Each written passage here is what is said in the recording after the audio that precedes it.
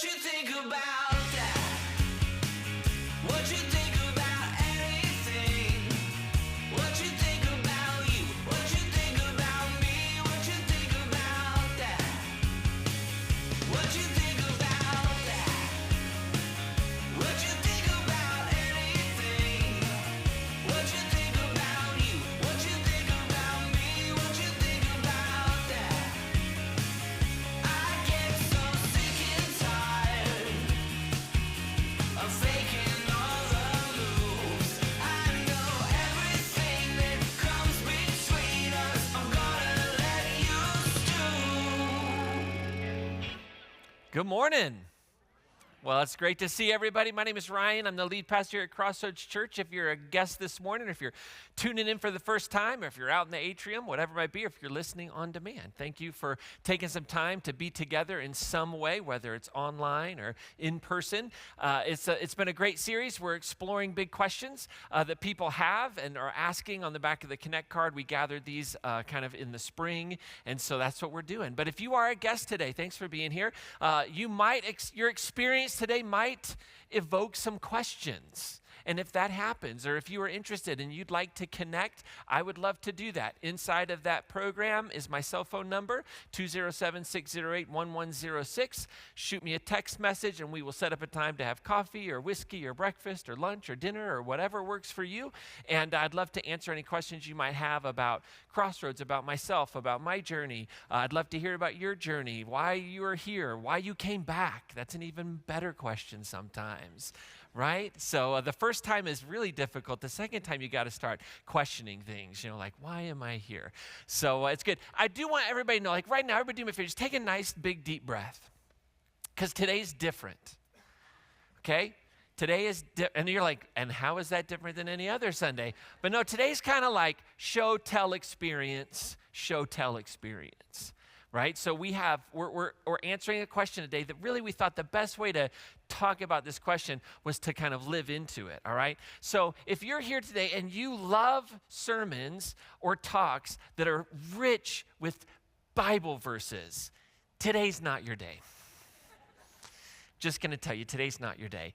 Because we're talking about a couple of topics that, quite honestly, the Bible has been used to justify how to think about these in many different ways, even to the point of murdering people, okay? So I felt like it might be safer to just talk about these topics more honestly without involving the Bible. So I will reference it and talk about some verses, but there's no verses up on the screen. You have no fill-ins today, because here's what's going to happen. I want to give you a little map. Normally, we have communion at the end of our service. We're going to have it kind of in the middle today, and then we're going to have some baptisms. And in between it all, we're going to have a couple of songs, and you're going to have to listen to me 2 or 3 times.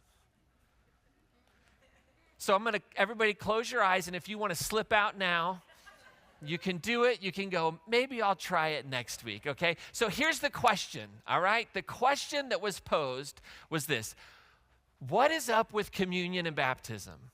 Does communion save us? Does communion produce, and is it something that saves us? Same thing with baptism. Now, let me first of all, just say this and shock and awe everybody in the room that grew up in spaces similar to mine. Okay, let's first tackle this word in the question, saved. Big word. Does it save us? Well, let's talk about the word salvation for a second, just real quick. Now, in the New Testament, particularly this guy named Paul, he writes a lot and uses this word saved or salvation. But what you need to know, and maybe you don't know this, is that 99% of the time, if not all of it, Paul, when he uses the word saved, he's talking about something that happens in the future. Okay? So when Paul talks about being saved, he is not talking about being saved in the moment. He's not talking about doing something that saves you from hell or eternal damnation, which is a construct that comes out of the Middle Ages. Paul is saying, guess what, gang? I've got this thought. I think this Jesus is going to come back and burn the place down. That's what's going to happen. So Paul was very apocalyptic. And what Paul was preaching and proclaiming was based upon this deep belief that in his lifetime, this Jesus was going to come back from heaven and judgment was going to take place. And when that happened, you would be saved from that, okay? Now, spoiler alert, Paul was wrong. I don't know if you know it or not. Jesus didn't come back in his lifetime. Paul died. Now, people have been doing mental gymnastics with that one for a long time. Rather than just saying part of the human experience is being wrong about God. How many of y'all have ever been wrong about God? How many of you in the room grew up in a church world and you were like, God told me, and then you went and did it and it was a disaster and you were like, maybe it wasn't God? Anybody? Oh, this room never. This side never. This side, everybody raised their hand. Oh yeah, God's told me things, but they never got it wrong. All of us over here are getting stoned, okay, according to Old Testament law. You all get to throw the stone, so congratulations, right? So we get it wrong, and that's actually what I think is beautiful about our sacred texts, the scriptures, is that they don't have to be perfect to be beautiful and powerful. You don't have to get it right. That's a huge part of grace. So here's the thing. Is communion, does baptism, do they produce salvation? My quick answer is no, because here's the shocker. I don't think you need to be saved. Like that. Okay? I don't think that the project that Jesus was on was saving you from eternal hell from a God who was very petty, that you couldn't be around because you're a sinful person, right? That construct, that idea of the gospel never comes out of Jesus' mouth that we have in the text. Jesus said what? What is the gospel? He said, I'm here to proclaim good news. That's what the word gospel means. And he quoted a passage out of Isaiah, which was to proclaim good news to the poor, to those that are in prison, to those that are hungry, right? Like for Jesus, this was a project of justice. For Jesus, this was a project of righteousness, of how we treat one another, a project of mercy, okay? So let's just establish as we talk about these two things today, communion, the Eucharist, the Lord's Supper, whatever words you maybe have heard about. If you've never heard those words before, congratulations. You're probably doing okay in life, all right? For the rest of us, we have some baggage maybe, okay? And baptism. So these things are not, especially in some constructs they are. In some places, they are definitely thought about as producing salvation from hell. Here at Crossroads and in huge swaths of the Christian tradition, that's not what they're about, okay? So let's jump in and talk for a second about, let's start with this thing called communion. If you're sitting at a table, you see these little shot glasses that have juice in them, gluten-free, and bread, gluten-free. If you're sitting in the bleachers or at the sides, you see these tables, which is where you go to every week. Oh, sorry, Parker. I do not want to mess up his hands. Okay. He's going to start chopping me in the throat just to get me back. Some of you will get that joke on your way out. So we have these trays, right? The hubcaps. I call them hubcaps, right? We've got hubcaps with juice and bread in them. And can we just acknowledge it's a little weird? No, this is perfectly normal to you people, right? Like, could somebody tell me where else in your life you get served little cups of juice and bread out of hubcaps? Okay, so let's just honor that what we do here is a little strange, okay? That this is an odd thing that goes back a long time, all right? But what this is a ritual, okay? So communion is a ritual. And it's a ritual of, first of all, remembrance.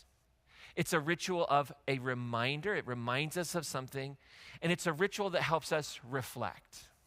Okay? So those are the 3 R's I want you to think about when we talk about this idea of communion. And it goes back, like if you're not familiar with the history, just very quickly, it goes back to a story in the Gospels where Jesus gathers with his disciples at something that became known as the Last Supper. Depending upon which gospel you read, it was actually the Passover. And in other gospels, it wasn't. It was just a meal that they were sharing together. And some of you, that's going to blow your mind because you've been told your whole life that it was the Passover, but it's only the Passover in John. Like in the other places, it's just kind of a meal that they're sharing together, right? Or it's in a couple of the Gospels, right? But it's this idea that it comes from a story in Jesus' life where he gathered with his disciples and shared a meal together. And in the Passover context, he took a couple of these very symbolic elements and it's reformulated in the story, right? So the early church takes this example of Jesus and it says, Jesus is now like he's replacing the Mosaic law. He's replacing this part of our tradition. These were Jewish people, and he's fulfilling it. Not really replacing it, but fulfilling it. And so what evolves out of that is this ceremony that develops where Jesus, in the story, he takes the bread, he breaks it, he prays over it, he passes it out, and he says, "This is my body that's broken for you." And he tells them to eat it. And then at the end of the meal, he takes the final cup from the Passover supper, he blesses that cup, and then they partake of that cup together. And he says, "This is my blood, which is poured out for you." Because remember, they lived in a world where covenants were enacted through the shedding of blood. Right? That was how relationships took place between entities that had different variances of power. And so he's kind of reenacting and saying, this is what's going to happen. Now, this is the story that flows out of the life of Jesus. And let's just honor that we don't know historically how accurate that is. But this is theology, not history, and they're two different things. Everybody take a nice deep breath. That's a hard one. That's a hard one, okay? But theology is not history, and it doesn't mean that they're not important or valuable or truth-filled, but they're two different things. So the story of the supper and the breaking of the bread is about meaning-making. When you're living in the space where you're like, this Jesus gave his life, he died. Like, how do we equate that he died a criminal's death, that he was killed, that he was killed by the state legally? Like, what do we do with that? And so it gets interpreted, and they experience Jesus as a living reality post that death. And so these stories formulate, and they get passed around, and traditions develop out of them. So that in the early church, you would have communities gathering together, and they would share a meal. Like this happened to Paul with his community. So he had a bunch of folks in a town called Corinth, and they kind of began to follow Jesus, and they had this meal together. And it was this shared meal in community. It wasn't a little piece of bread that they nibbled on and a little, it was a full-on meal. And the people were all crazy. And they started eating everything up, and then the slaves and the people who had to work all day long, when they got to the meal, there was no food left. And so people tattled on one another and told Paul, this is what these people are doing. And so Paul writes a letter, and he's like, what are you doing, people? Like, eat at home. Don't come here all hungry and eat everything, and then the folks that really need the food don't get it. Eat at home. And when you gather, he talks about coming in the right spirit together. And so there's this thing that develops. And communion was always this thing that the community did, that everyone's reflected in.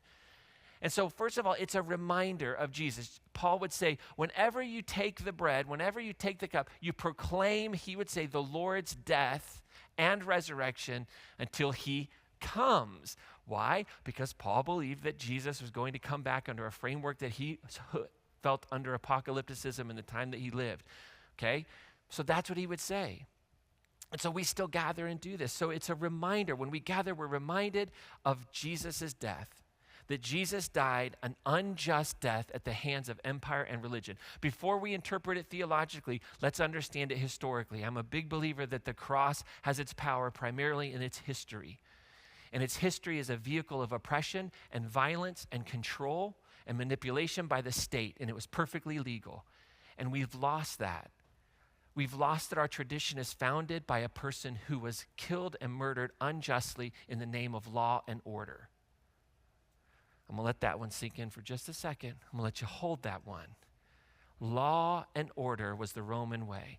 You crucified criminals who were insurrectionists, and you put them up there for everybody to see. This is what happens when you go against Rome.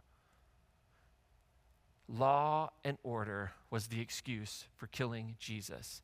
Don't ever think it was anything else from a historical standpoint. Now, how we make meaning out of tragedy is a totally different story. We call that theology.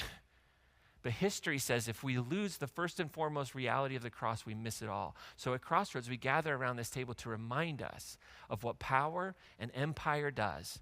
It leverages words like law and order to oppress and to murder those that they want silenced. I should close eyes and let people leave at this point. Okay? So it's a remembrance.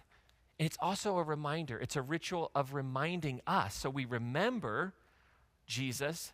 We remember his death. We remember the power of the resurrection, the principle, the story of it, what it means, what it challenges us to do. But it also reminds us of who we are. It reminds us that we are taking this, and symbolically, when it's called his flesh and his blood, that we are becoming a peacemaker. That it's the reminding of us, remembering of Jesus, that empowers us to be peacemakers in our everyday normal lives, focused on healing the world, not through power, not through oppression, not through violence, but through love and inclusion and forgiveness. That's what we do. And then communion is a reflection. It's an opportunity for us every week. It's why we do it every week, is we hear a challenge, right? And we hear a challenge that comes from our experience. We hear a challenge that comes from our scriptures. We hear a challenge that comes from like science. Well, that's kind of crazy, I know. We hear a challenge about what it means to love our neighbor, what it means to love ourselves, what it means to live in this presence of God every week. And then we come to this table with a question: what is God inviting you into? Well, God's first invitation is to be a peacemaker. Blessed are the peacemakers, for they will be called children of God. Not a trick question. Children of God. That's what we're all about here. So it is a time to reflect on, as a peacemaker, what did I just hear? What did I just experience? Was there a song that day? Did I bring something in with me into this space? Did I click the watch now button with some frustration in my heart? And as I've listened, and as I've experienced the music, and as I've experienced a bit of wisdom as we've explored that together, what is the divine presence experienced in community inviting me into? And so that reminds us that the table is, in fact, an invitation. It's not your table. It's not my table. It's not the Roman Catholic Church's table. It's not the Protestants' table. It's not the Methodist table. It's not the Charismatics' table. It's not the Evangelicals' table. It is the Lord's table. This is Jesus' table. And when we gather, the only person who gets to say who isn't invited is Jesus. Not me, not you, not the Roman Catholics, not the Methodists, not the Evangelicals, not the Charismatics. The only person who gets to tell you you are not invited is Jesus. And here's the thing: if you think Jesus is not inviting you, come talk to me and I'll set you straight. Because Jesus said, "Come to me, all who are weary and heavy laden." Jesus told his disciples, "Go out into the highways and the byways, the crossroads of the world, and invite everybody in, the good and the bad." How many of y'all are good? Oh, you're going to need to hear next week's talk if you can't raise your hand. How many of y'all are good? It's not a trick question. You are good. This is part of the problem of religion, people. How many of you are good? I'm going to wait until every freaking one of you raises your hand. You are good. How many of you are bad? Raise your hand up. Come on. You're not.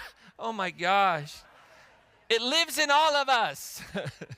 The cartoons get it right. I just want everybody to know, the angel and the demon, right? So you call everybody in. And you know who doesn't want everybody to come in? Religious know-it-alls. And one of our guarantees here is that there are no know-it-all leaders. That's how I get to keep my job.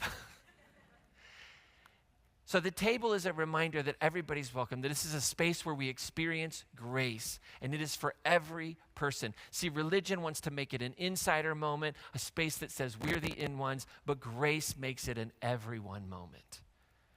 And it's a reminder that that is what we live in. So here's what we're going to do. We're going to have communion together right now. And everyone is invited in this moment. And we're going to do a little different. Normally, you come and receive communion, and then you just take it as you are and your time. But today, we're going to hold it, right? So we want everybody at your tables during this song. You can serve one another. If you're in the sides here or in the back, you can come to the table, grab the cup and the bread, but hold it. Just hold it. And then at the end of the song, we're all going to receive communion together, okay? So if you are able to and would like to, I'm going to invite you to stand for this song. And that makes it easier for those. If you're in chairs, I would encourage you to exit to your left and return to your right. It'll make it a little easier. If you're in the back on the bleachers, head on down. Grab the elements. Listen to this song, which speaks to the heart of the table. And then hold the elements, and we'll take them together in just a moment.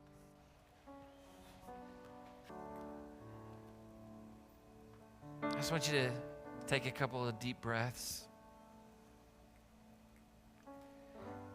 And as you're breathing, maybe first just consider, what are you grateful for in this moment? As you hold this bread and this cup that reminds us that we are loved, that we are worthy of love, that love is the Savior of the world, that love saves us from greed and anger and hatred and violence. What is it that you are grateful for?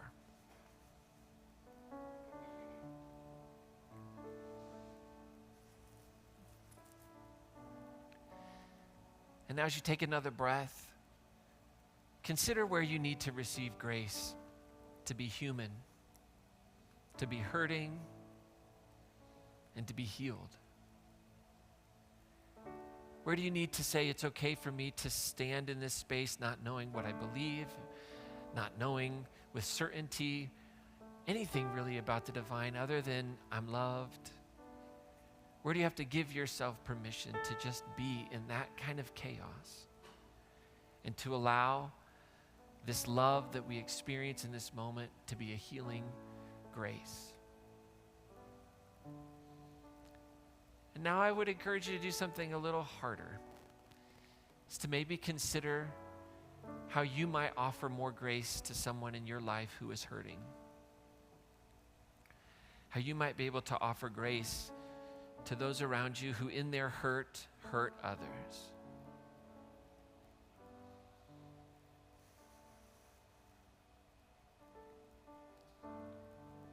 And then now the most difficult one to reflect on is to consider how you might be or have participated in the hurting. How in your own life, through your own pain and through your own experiences, you might have participated in the wounds of another, in the wounding of this world. And consider how there's grace for that reality, and that when we experience that grace, we live free from condemnation, and we live empowered to do better when we know better. And so when we gather at this table, we remember Jesus and his death at the hands of empire and religion. We remember his resurrection as God's choice, as God saying yes to love and forgiveness and grace. We're reminded that we are peacemakers who walk a path of love, of enemy, a path of inclusion, a path of grace, and a path of mercy. And today we reflect on where and how we might actively participate in the healing of our world. The body of Christ broken for you. Take and eat.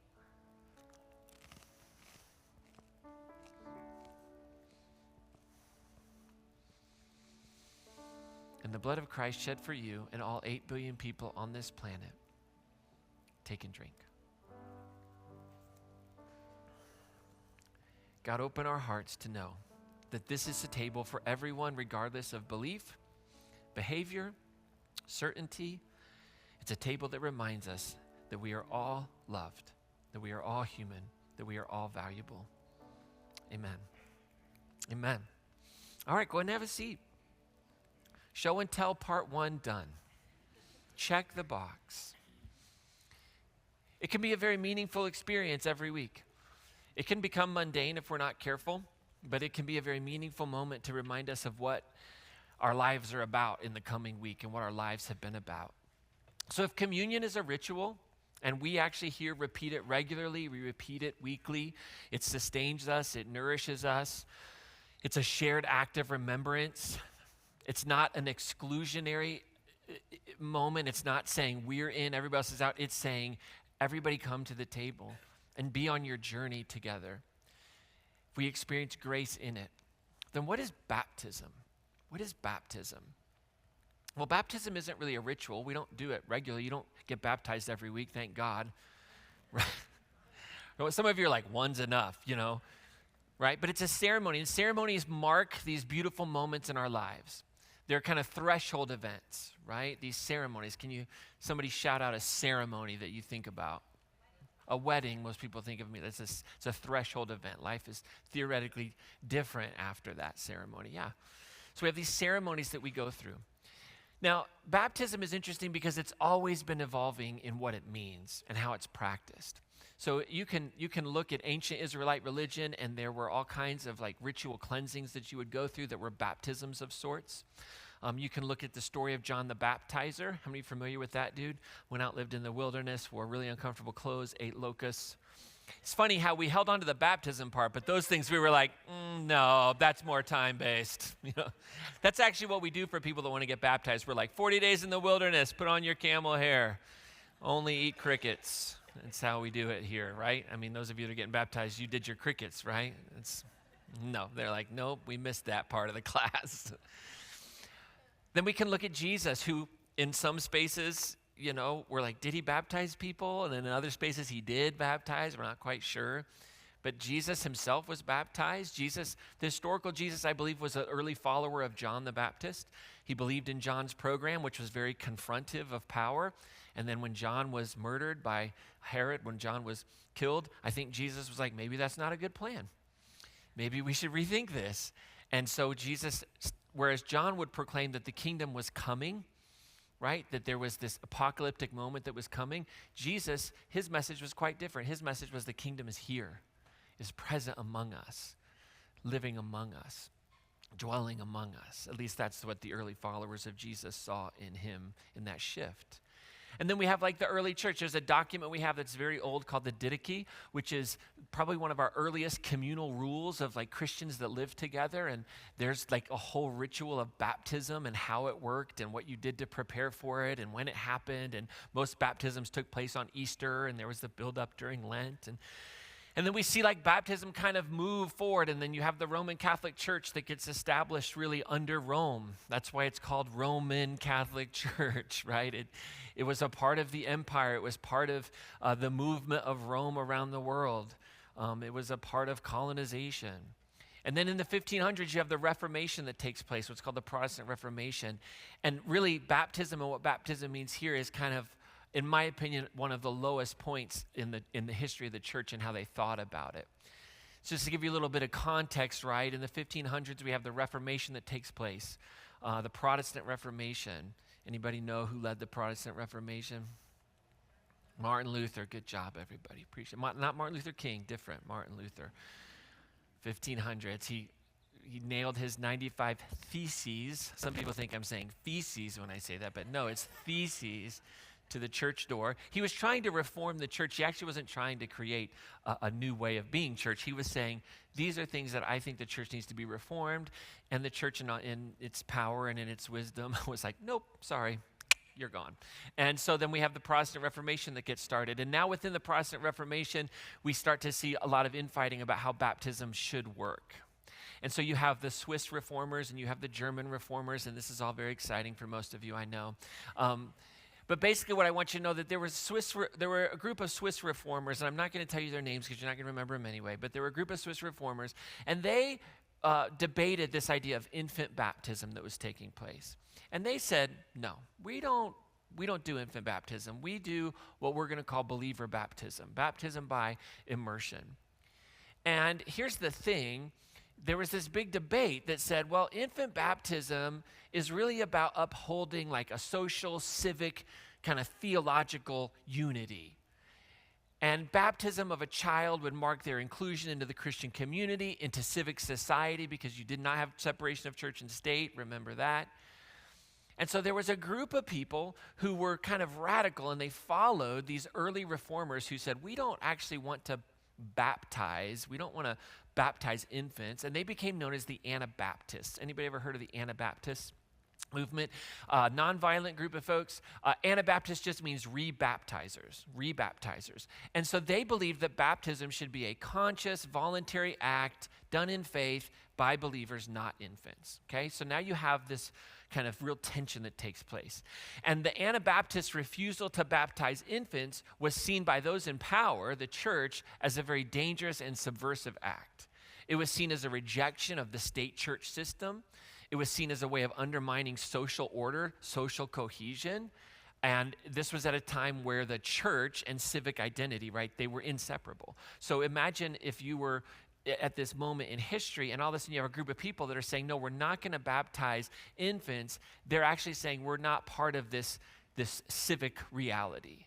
We don't acknowledge that. And so you have a lot of tension that starts rising. And so in this moment, both the Catholic and the Protestant authorities saw the Anabaptists as heretical. So they became this group that were seen as heretical and seditious, because even the Protestant reformers were, most of them, baptizing children, still infants.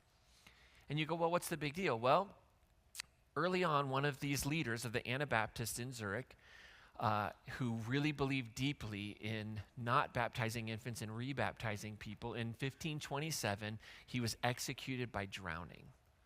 Now, who do you think did the execution? Not a trick question. The church did it all the time, still does it. The church, right? The civic authority, which was bolstered up by the church, that was the punishment. And it became this like grim mockery, and it was called the third baptism. So the first baptism in Anabaptist tradition would have been infant baptism. Then there was believer's baptism that was second. And then the third was execution by water. And during this time period, many Anabaptists were drowned, and they were burned, and they were beheaded all across Europe. And it became known as a baptism of blood. And it became this really awful but powerful symbol of their commitment to voluntary suffering as a follower of Jesus. I happen to think that that is like one of the most disgusting, saddest, horrible, dumbest things to have happened in human history. And if you want to know why I think following the Bible is a terrible idea, that's evidence number one. Because everybody in that time period said, we're actually following the Bible. And then they murdered people and executed them because they didn't follow the Bible the way they did. Like, history tells us following the Bible is a dangerous endeavor. Not learning from it. Wisdom is great. Applying it to our lives is good. But demanding that we follow it and follow it in our way is always a human endeavor of power. And I would love for everybody who calls Crossroads their home to remember that. And to always be leery when you hear we have to follow the Bible. Because I think that's rhetoric of power. I think that's rhetoric of finances. I think that's rhetoric of control. And just remember the Swiss reformers, the Anabaptists, who were murdered for the way they followed the Bible by people who said, we're actually following the Bible. And we should remember, as we get ready to watch and participate in some baptisms, that baptisms never meant one thing to everyone. Baptism has always had this like flow. It always had this like, what is it all about? And so how do I think about this ceremony today? How do we as a church approach it? Well, first of all, I want to say very clearly, if Jesus were to walk down here and see us doing this, I think Jesus would grab the microphone and be like, what is wrong with you people? Why are you still doing this? I think he'd be very confused, because baptism was a part of his culture. It was a part of his tradition. Like, I don't know if you know it or not, but we don't publicly baptize people in any other, this is not how we mark anyone's entrance into anything any longer. We give them a certificate, a diploma, something like that, right? We have a party. We have cake and ice cream, champagne, right? Most weddings, you don't see people like, as part of the wedding ceremony, like going through a ritual immersion and coming out now, right? And that's why I think there's something that we should just honor, that this is weird. I mean, and if you don't think it's weird that in a state where we are constantly under like drought and water shortages, that we have a tank full of clean water that we are going to dispose of, so that we can let's just honor that it's a little strange, okay? So if you're here today and you're like, I think this is weird, I'm with you. I do too, okay? But weird can be powerful, right?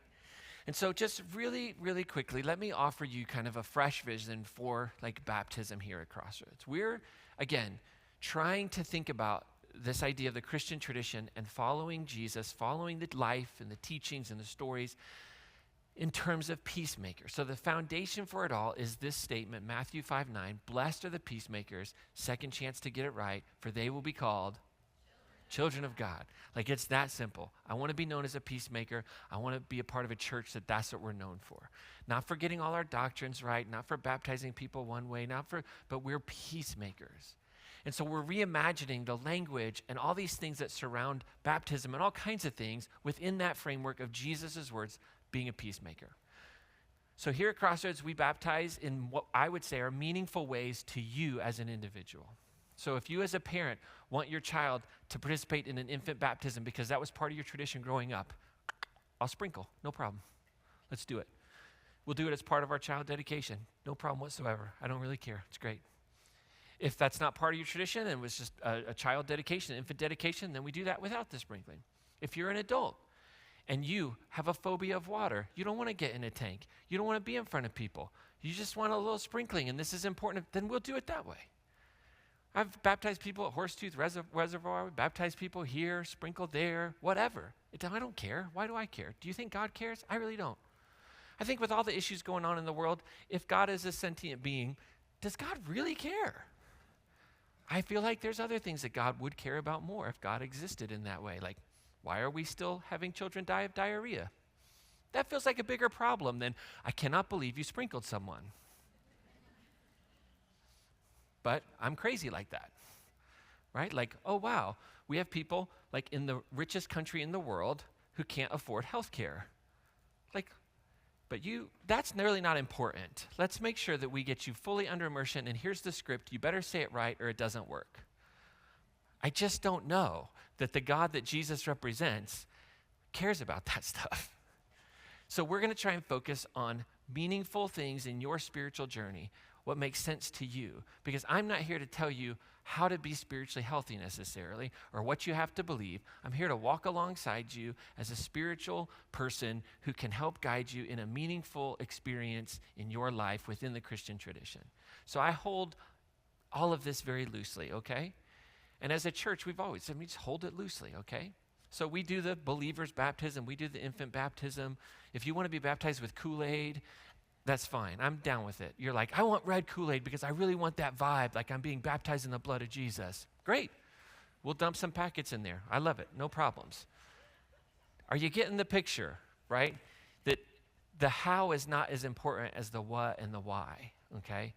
And that's kind of part of who we are, okay? So baptism is ultimately here about Jesus and our decision to follow in his peacemaking path. Maybe as a parent, if you're doing an infant baptism, I would say that it's about your desire to raise your child to understand the peacemaking path of Jesus, that they're loved, that they're to be a person of love. And so the life and the death and the resurrection of Jesus, they reveal what we believe is the true nature of the divine, nonviolent, merciful, perfect love. And so by faith in that divine mystery that sustains all creation, the image of God is put into all humanity.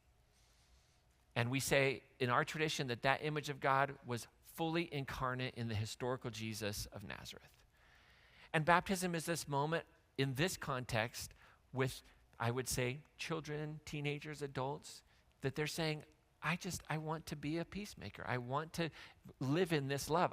The Jesus that we talk about here that reveals this nature of God, yes, that's what I'm all about. I want my life to be marked by nonviolence. I want my life to be marked by loving one another. I want my life to be marked by forgiveness. And so I'm going to live differently. I'm choosing that way. And there's all kinds of Bible metaphors for this. One of the big ones is life in the Spirit. It's just a metaphor, whatever word you like to use. If you were here and Aisha spoke about the Holy Spirit, Aisha loves that word. I love that she loves that word. Like that makes sense to her. Like you might think it as a different word. Like you might be like, it's the force. Oh, okay, that's cool. Let's talk about that. But there's this divine reality that sustains us all. Our tradition calls that the Holy Spirit, the experienced presence of the divine. And it's saying, I want to live in flow with that spirit. Not with the spirit of this world, not with a spirit of violence, not with a spirit of vengeance, not with a spirit of anger and hatred that will consume me, that will create hell. But I want to live in what Jesus would call, in his words, the kingdom of God, or the reign of God, the reign of love in this world. And so baptism is like, I am like dying to that way of thinking, right? So Paul uses this imagery at one point in time of dying with Christ and being raised to life in Christ in the Spirit. And Paul had kind of a really interesting way of thinking about sin in this one instance. He actually uses lots of different metaphors throughout his writings. So ultimately, it's this choice. I'm going to live by the Spirit. I'm going to live into that image of God that is in me, that produces healing in the world. And I believe that the lie that you are separated from God is the lie. You're actually not separated from the divine. What can separate you from the love of God? Nothing is the answer. But we believe that lie, and so we need our experiences that help us overcome that lie. But the greatest salvation experience is when you come to realize that that's the original lie in the story of the garden, and it's a lie that persists, that you need a holy of holies, that you need some intermediation to make you right, when all God is saying is you are loved, and come to me, all who are weary, and you'll find rest. And so baptism is about that's what I want to live into. That's what I want. And that's what baptism is all about here at Crossroads. And we're celebrating that choice as a community. We're just celebrating it. So when people make that choice, we celebrate it, and we do this. And we do it in a way that makes sense to you all as an individual. So today we have people that want to get baptized in the service. We thought, why don't we do this? Okay? Now, I want everybody to understand that as we're celebrating a person's choice, we're also celebrating the same things we celebrate in communion. That this is an acknowledgement that love conquers, that love wins. That love produces more joy and more peace and more patience and more kindness and more generosity. And this is what a person is saying, I want my life to be marked by these things. And so baptism is kind of a ceremony that marks that decision. Because I do think there is a decision that has to be made as to how we want to live our lives. As soon as we think that decisions are not necessary in terms of this is how I want to live my life, this is who I want to be, then we'll end up floating around and we will become the loudest voice. But when we make intentional choices, that's, I think, what baptism can produce, is this intentional choice in our lives. Now, everybody should know that I think that baptism has at times produced a harm in people's lives because it's been used as a tool. It's been used as a way of control and saying the only way that you're going to go to heaven is if we baptize you and things like that. Children have been baptized and have no idea what it's about and against their will. And so I'm very cautious when it comes to baptizing children and teenagers. Just because I think teenagers ultimately at their root are dumb, okay? And so, how many teenagers in the room? Look, parents are clapping. You'll get it one day, teenager. You will think, right now you know you're not dumb. I totally get that. But it'll hit you. It'll hit you. About 26, everything's going to form, and you're going to be like, holy, I was dumb. Okay? But it's cool, because we are okay with it. Our issue is we expect you not to be dumb, and that's on us. That's totally on us. That's why we get mad. That's why we lose our minds. That's why you have to go to therapy, because we forgot that you were dumb, and we should just own and honor that, okay? Fair enough? It's a seasonality of dumbness, all right? So parents, relax. Your teenager is dumb. It's a human reality. It's just a physical, chemical reality. That cocktail that's going on, it's just the dumb cocktail. That's what they're getting, okay? So just don't be dumber than them. Just acknowledge it and be like, oh, this is you being dumb. I love you. And just chill, okay? Let's us all relax a little bit, okay? So here's the thing. For me, it's very important that when we baptize children and teenagers that there's guardians and parents that are involved in the process. So we ask parents and guardians to be either in the baptism tank or to be next to the tank with children. Because I think that when a child is being baptized by somebody they've never met in a pool full of water and they're going under and coming up and they're never going to see this person again, that there's a tendency that could be a bad memory.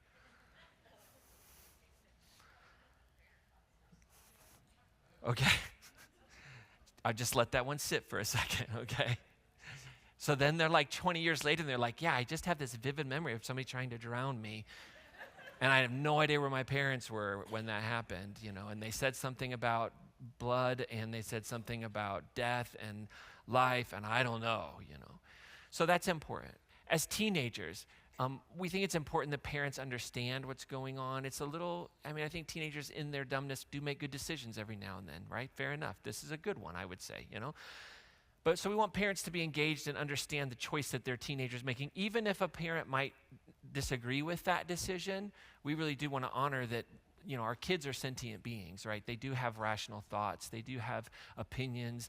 We need to help form them in their values, things like that. So you should know that that's a part of your church, right? That we really do take into consideration, how do we do this in a psychologically healthy way, okay? So we have some baptisms today. Happens to be most of them are all teenagers. I'm so sorry. It's just humor. I don't really mean it. And some kids that are being baptized that have wanted to do that. And if you notice, we don't talk a lot about baptism here. For a whole host of reasons, but there is always the invitation to this, to participate in this. I did a baptism just a couple of weeks ago. Some folks reached out and said, we want to get baptized. Can we do it? We're leaving tomorrow. Like they had like 3 days or something. But we did. We had a wonderful time. We went out to Horsetooth and we did a baptism. Last year we did. So we do it in different ways you might not see. It does get experienced. So we're going to do that. Now, what's your part in this, okay? What's your part in this? Well, your part is to sing. We're going to sing a song. Sing a song. Sing it. Okay, thank you. All right, so we're going to sing a song called Wonder while we do baptisms today. And we chose this song because there's a lyric in this song that's really great. This lyric says, have you ever seen the wonder of the air of second life? Within baptism is this idea of a second life, is a new life.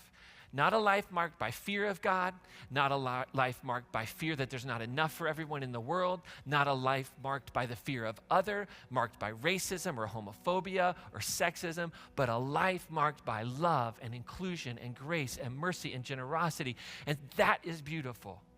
And so this is that moment. So it says, have you ever seen the wonder of the air of second life, having come out of the water with the old one left behind?